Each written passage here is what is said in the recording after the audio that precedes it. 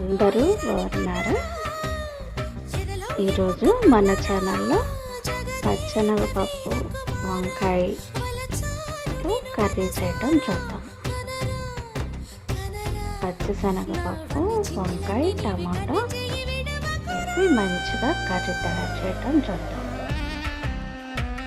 దీనికోసం శుభ్రంగా కడిగిన వంకాయలు, పావు కేజీ వంకాయలు,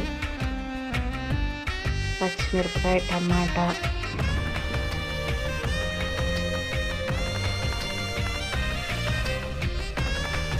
తాలింపులో కూడా ఉల్లిపాయ యూజ్ చేస్తాం.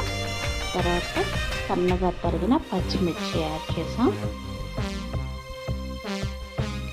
దీని తర్వాత కరివేపాకు యాడ్ చేస్తున్నాం.